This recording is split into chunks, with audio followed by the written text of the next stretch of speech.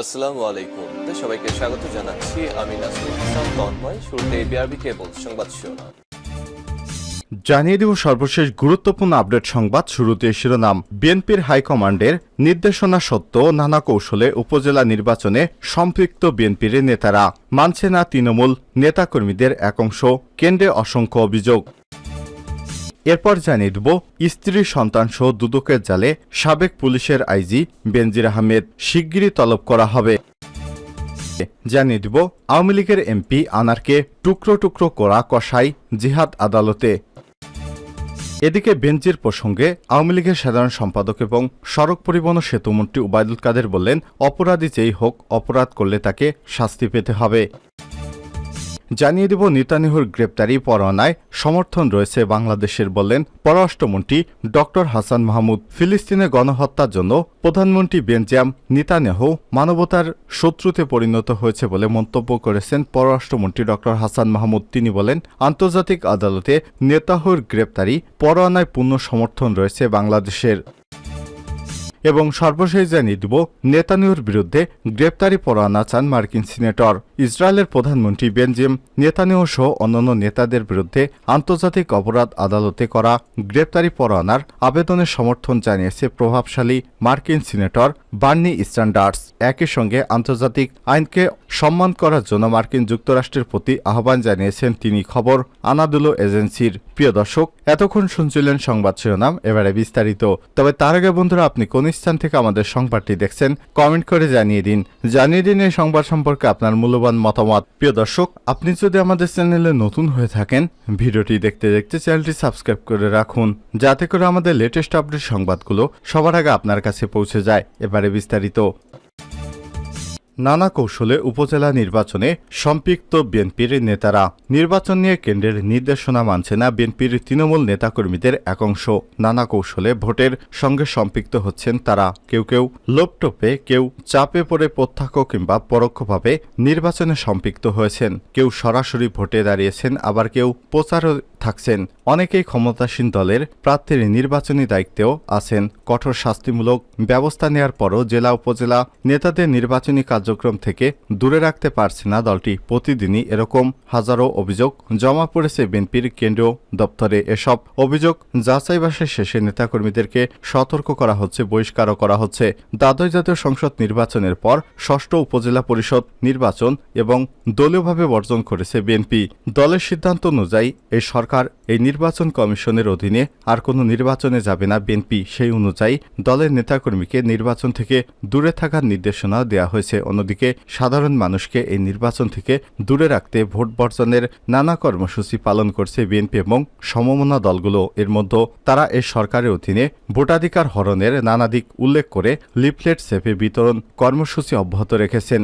Leaflet জনগণকে একতরফা এবং পাতানো নির্বাচন বর্জনের আহ্বান জানানো হয়েছে। অন্যদিকে নেতাকর্মীদের এই নির্বাচন থেকে দূরে সরে রাখার জন্য বিএনপির পক্ষ থেকে কর্মী সভার আয়োজন চলছে। অবশ্যই সব কর্মসূচির প্রতিফলন অনেক ক্ষেত্রেই হচ্ছে না। উপজেলা নির্বাচনের প্রথম ধাপের তুলনায় দ্বিতীয় ধাপে ভোটের হার বেশি। প্রথম ধাপের ভোটের হার 36.1%, দ্বিতীয় ধাপে 37.56%। দলের নেতাকর্মীকে ভোট কার্যক্রম থেকে নিবৃত্ত করতে না পারলে আগামীতে ভোটের হার আরও বেশি হতে পারে বলে মনে করছেন সংশ্লিষ্ট নেতারা। যদিও বিএনপির কেন্দ্রীয় নেতারা জানান, স্থানীয় সরকার নির্বাচন হয়, বেশিরভাগ স্থানে হামলা মামলা চাপে পড়ে নির্বাচন কার্যক্রমে সম্পৃক্ত হতে বাধ্য হচ্ছে নেতাকর্মীরা। এরপরও দলের সিদ্ধান্তের বাইরে যাওয়ায় তাদের বিরুদ্ধে ব্যবস্থা নেওয়া হচ্ছে। স্ত্রী সন্তান সহ দুদকের জালে বেনজির, শীঘ্রই তলব করা হবে।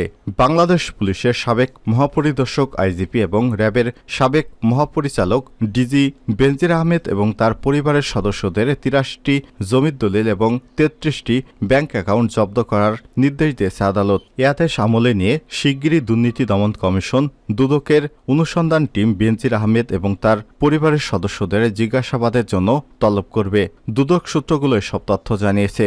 গতকাল বৃহস্পতিবার 23 মে আদালতের এ আদেশের পর পুলিশ ও র্যাবের এই সাবেক কর্মকর্তা এবং তার স্ত্রী 2 মেয়ের অবৈধ পন্থায় অর্জিত বিপুল সম্পদ নিয়ে দেশব্যাপী ব্যাপক চাঞ্চল্যের সৃষ্টি হয়। দুদকের প্রধান আইনজীবী এবং সুপ্রিম কোর্টের জ্যেষ্ঠ অ্যাডভোকেট মোহাম্মদ খুরশিদ আলম খান এনটিভি অনলাইনকে বলেন, দুদকের আবেদনে আদালতের সাবেক আইজিপি বেনজির আহমেদের 83টি দলিলের সম্পত্তি এবং 33টি ব্যাংক হিসাব জব্দের নির্দেশ দিয়েছে। শুক্রবার 24 মে সকালে টেলিফোনে দুদকের এই আইনজীবী আরও বলেন, দুদক আইন এবং বিধিমালা অনুযায়ী আমাদের অনুসন্ধানকারী দল এখন বেনজির আহমেদ এবং তার পরিবারের সদস্যদের জিজ্ঞাসাবাদের জন্য তলব করতে পারবে।